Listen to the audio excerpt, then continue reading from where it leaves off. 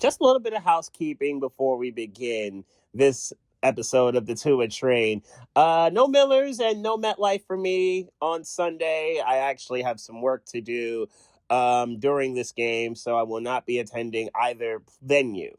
Pittsburgh, very well in play, though. I'm going to know probably by the end of the weekend at the latest whether I'm going to be available next Monday. And if so, I plan on heading to Pittsburgh, and I hope a lot of you are as well. So maybe I'll see you guys in the Steel City.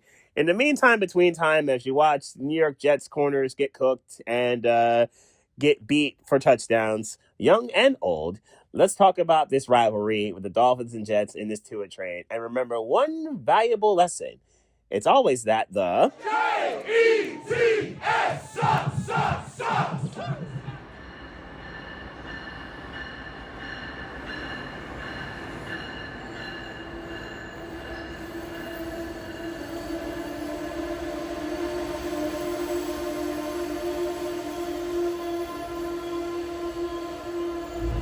Ladies and gentlemen, boys, girls, golf fans, what just like this might be alive from the Tua Train. Rivalries.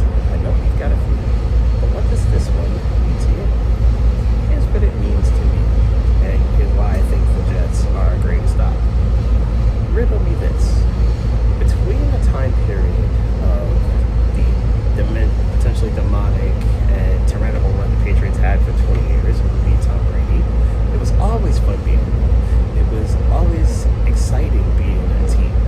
It was always great to send those Bostonians or New Englanders back with an L. I was at the Mike Thomas game, and my geology teacher in 2017 was a Patriots fan, so naturally beating them the day before the final was a beautiful thing.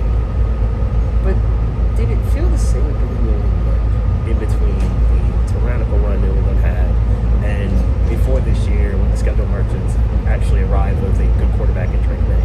Did it feel the same to you? What about Buffalo, for example?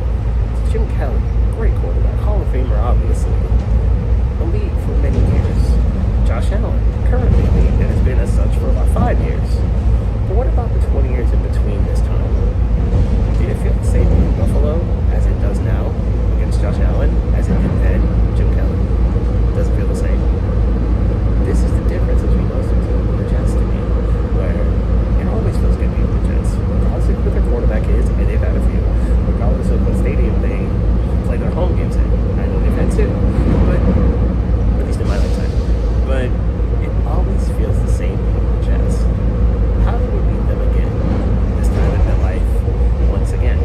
Well, stopping Breece Hall would probably work, and our defense continue to improve by stopping the run. That'd be great. It would also be great in keeping and containing Tyrod Taylor, keeping Taylor in the pocket, because he's been kind of a pest against the Dolphins in years past. With no Justin Fields in play, I wonder if it's a QB2.